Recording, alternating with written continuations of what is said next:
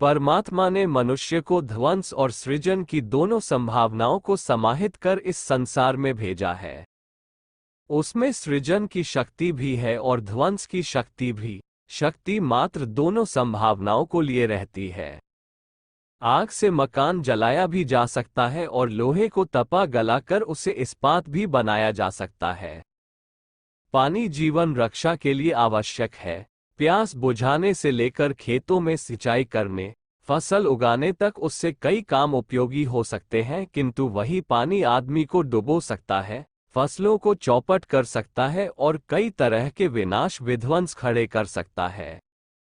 हवा प्राणियों को स्वस्थ प्राण वायु प्रदान करती है और सुगंध को इधर से उधर बहा कर ले आती है, किंतु अंधड़, चक्रवात और तूफान के रूप में वह भयंकर विनाशकारी दृश्य भी प्रस्तुत कर सकती है। कहने का आशय यह है कि शक्ति जिस किसी भी दिशा में नियोजित हो जाए, उसी दिशा में सृजन के सत्परिणाम और विध्वंस की विनाश लीला प्रस्तुत कर सकती है। मनुष्य को परमात्मा ने अपना श्रेष्ठ प्रतिनिधि बनाकर इस सृष्टि पर भेजा है। स्वाभाविक ही है कि उसे अनेकानेक विभूतियों और शक्तियों के अनुदान दिए। यह मनुष्य ऊपर निर्भर है कि वह अपनी शक्ति का सृजनात्मक उपयोग करता है कि विध्वंस के लिए। दुर्भाग्य से इन दिनों मानवीय प्रतिभा सृजन की अपेक्षा विध्वंस के उपाय रचने में ही अधिक संलग्न है। उदाहरण के लिए युद्धों को ही ले। युद्ध और महायुद्धों में कितने लोग अकाल मृत्यु के गाल में जा समाते हैं और कितनी संपत्ति का विनाश होता है, यह मुद्दतों से देखा और सुना जाता रहा है। जिन नगरों, बांधों और पुलों को अगणित मनुष्यों ने अपने स्वेद सरोवर से बनाया, जिनके निर्माण में प्रचुर साधन उपादान झोंके गए थे, जो जनसाधारण की आशा और आकांक्षाओं के केंद्र थे और जिनके बारे में समझा जाता था कि उनकी छाया में अनेक व्यक्ति चिरकाल तक सुखद आश्रय प्राप्त करते हुए चैन के दिन गुजार सकेंगे, पर वह सारी आशा धूमिल हो गई या हो जाती है। उस समय जब युद्ध हुए अथवा होते हैं, एक एक टोकरी बारूद के कचरे से बनाए गए बम उन संस्थानों पर गिरते ही वे देखते देखते धूलिसात हो जाते हैं और असंख्य मनुष्य काल कवलित हो जाते हैं। युद्धों से होने वाले विनाश का केवल इतने मात्र से अनुमान नहीं लगाया जा सकता। इन दिनों युद्ध को अपना पक्ष अधिकाधिक प्रबल सिद्ध करने के लिए विभिन्न देशों में जो उपाय किए जा रहे हैं, उन्हें देखकर लगता है कि मनुष्य अपना आत्मघात करने के लिए जैसे उधार खाए बैठा है। युद्ध अभ्यास में इस समय पूरे संसार में करीब 2 करोड़ आदमी लगे हैं। इनका एक ही काम है अस्त्र शस्त्रों के चलाने, नए हथियार बनाने, मनुष्यों की हत्या और संपत्ति को नष्ट करने के नए नए उपाय रचना। यही इनका कला कौशल है।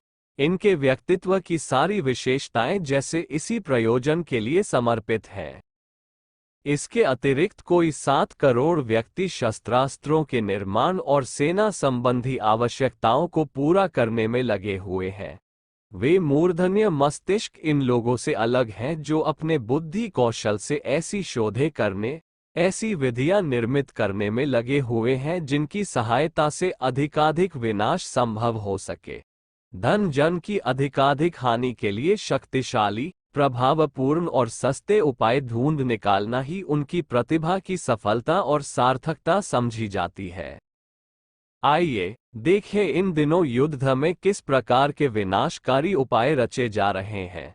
इन दिनों जीवाणु युद्ध, मौसम युद्ध जैसे उपाय तो खोज ही लिए गए हैं। उपायों के द्वारा किसी भी देश को बिना प्रकट युद्ध हानि पहुंचाई जा सकती है। युद्ध के ये तरीके प्रयोग में लाए जाए तो पता ही नहीं चलता कि कौन सा देश ये सब कर रहा है। प्रथम तो यही निश्चय नहीं हो पाता कि इन प्राकृतिक विपदाओं के पीछे किसी देश का हाथ है अथवा ये अपने स्वाभाविक क्रम से उत्पन्न हुई है। जीवाणु युद्ध और मौसम युद्ध के अलावा समुद्र की जलधाराओं को प्रभावित करके भी प्रतिपक्षी देश को हानि पहुंचाने के उपाय खोज लिए गए हैं। पृथ्वी के 2/3 भाग में फैले हुए समुद्र में विभिन्न तापक्रम की कई जलधाराएं प्रवाहित होती है। मोटे तौर पर इन्हें ठंडी और गर्म जलधाराओं के रूप में ही जाना जाता है। इन धाराओं के कारण समुद्र के तापक्रम पर तथा उससे आसपास के भूभागों के मौसम पर प्रभाव पड़ता है, कारण कि सागर के तापमान का प्रभाव वायु के दबाव और वेग पर, मौसम में नमी पर और बादलों के बनने पर भी पड़ता है।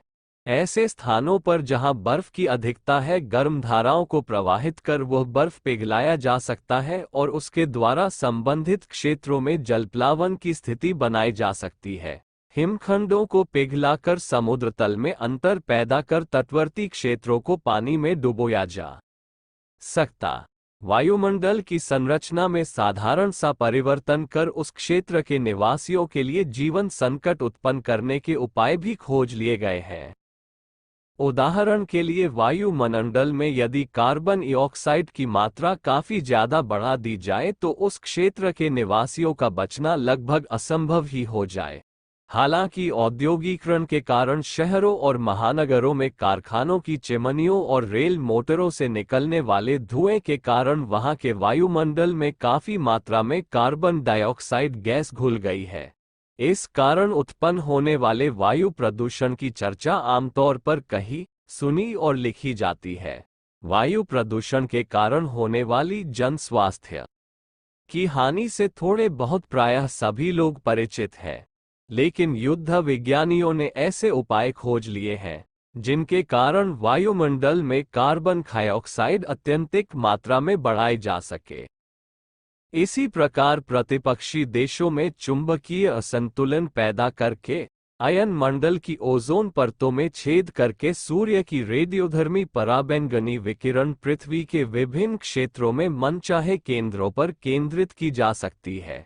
इस प्रकार की विधियां खोजकर युद्ध विज्ञानियों ने किसी भी क्षेत्र में बिना धूम धड़ाका किए जनजीवन का नामो निशान मिटा देने के सरंजाम जुटा लिए हैं। कृत्रिम वर्षा के लिए विकसित की गई वैज्ञानिक विधियों का भी युद्ध प्रयोजनों के लिए उपयोग करने की संभावनाएं हैं।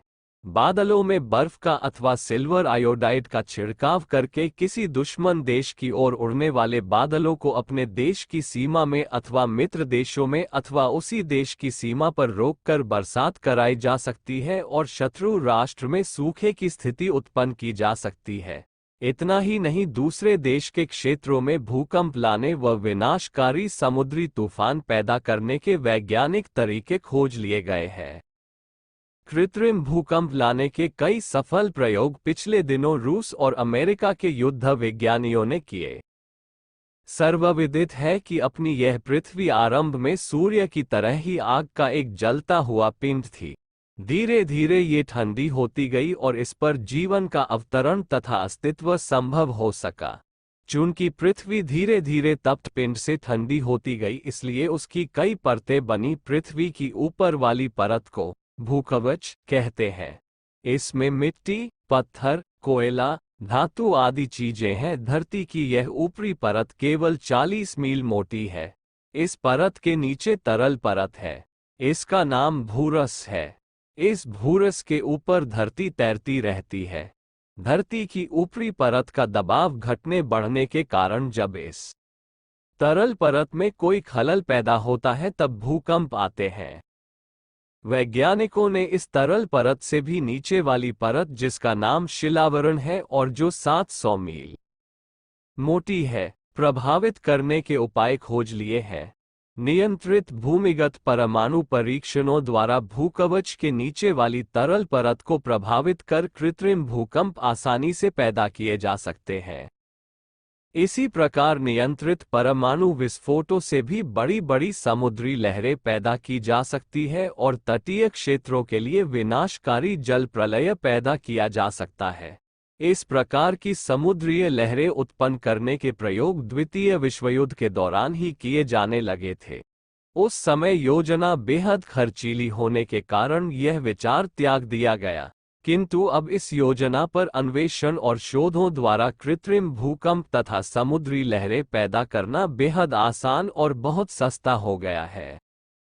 मानवीय प्रतिभा और पुरुषार्थ के ध्वंस में लगने की तस्वीर का यह एक पक्ष है जो आंखों से दिखाई देता है और इसके प्रत्यक्ष परिणाम भी देखे जा सकते हैं। किंतु स्थिति के और भी पहलू हैं जिसमें प्रत्यक्ष परिणाम भले ही न दिखाई दे, पर वह अपनी विभीषिका के संहारी परिणाम तो प्रस्तुत करती ही रहती है। उदाहरण के लिए नशों को ही लें। नशेबाजी और मादक पदार्थों के उत्पादन, खपत तथा सेवन में भी उतनी ही जनशक्ति और धनशक्ति लगी हुई है कि जितनी कि युद्ध उपकरणों के उत्पादन, विकास और अभ्यास में। मनुष्य की औसत आयु यदि 60 वर्ष मानी जाए और अब तक युद्ध में मारे गए आबाल वृद्ध नागरिकों की आयु का हिसाब लगाकर उसके बाद औसत आयु निकाली जाए तो वह 35 वर्ष से अधिक नहीं बैठती, अर्थात औसतन 25 वर्ष की आयु में युद्ध की बलिवेदी पर होम दिए गए। होम दिए कहना भी होम जैसे पवित्र शब्द का अपमान होगा। कहा जाना चाहिए इतने वर्ष नष्ट कर दिए गए। युद्ध के समान ही नशेबाजी भी मनुष्य की आयु और स्वास्थ्य को प्रभावित करती है। संभवतः दुनिया की आधी आबादी अनेक तरह के नशों और मादक द्रव्यों का सेवन करती है। उनसे कितनी हानि होती है, कितने लोगों का जीवन काल कितना घटता, यह अभी तक जांचा देखा नहीं गया, पर यह स्पष्ट है कि नशों के कारण युद्ध से कम नहीं अधिक ही विनाश उत्पन्न होता है। इन साधनों को तैयार करने, बनाने और खपाने में जो श्रम एवं धन लगता है, उस पूंजी की यदि युद्ध पूंजी और युद्ध श्रम से तुलना की जाए तो प्रतीत होगा कि नशा आगे है, युद्ध पीछे। बारूद जल जाती है, युद्ध उपकरण नष्ट हो जाते हैं और अपने साथ मानवीय जीवन तथा धन को भी नष्ट कर देते हैं। उनका कोई उत्पादक परिणाम नहीं होता। नशे के उपकरण भी इस्तेमाल के साथ ही नष्ट हो जाते हैं। उनका प्रभाव होता है तो वह भी अशुभ ही, जीवन और धन दोनों का नाश होता है। इस प्रकार युद्ध और नशों को विनाश करने वाले तत्वों को एक ही वर्ग में रखा जा सकता। युद्ध और नशों की ही भांति कला, साहित्य, संगीत आदि क्षेत्रों में भी सृजन कक्ष विकृत विभत्स प्रवृत्तियां ही ज्यादा चलती है। ये प्रवृत्तियों नैतिकता को नष्ट भ्रष्ट कर मनुष्य जीवन को नहीं तो मानवता को अवश्य ही नष्ट करती है। इस स्थिति में यही कहा जाएगा कि मानवीय क्षमता का अधिकांश भाग ध्वंस में लगे हुए है। क्या ध्वंस में लगी हुई इस मानवीय क्षमता को मोड़ा नहीं जा सकता? उसे सृजन की दिशा नहीं दी जा सकती? क्या विनाश और विध्वंस इतना आकर्षक है कि उसका प्रलोभन छोड़ा नहीं जा सकता? क्या विकास इतना निरर्थक है कि उसके लिए कुछ सोचा समझा नहीं जाना चाहिए? क्या उसकी आवश्यकता भी अनुभव नहीं की जानी चाहिए? आदि ऐसे प्रश्न हैं जिन पर विचार किया जाना चाहिए और अपनी रीति नीति का पुनर्निर्धारण करना चाहिए।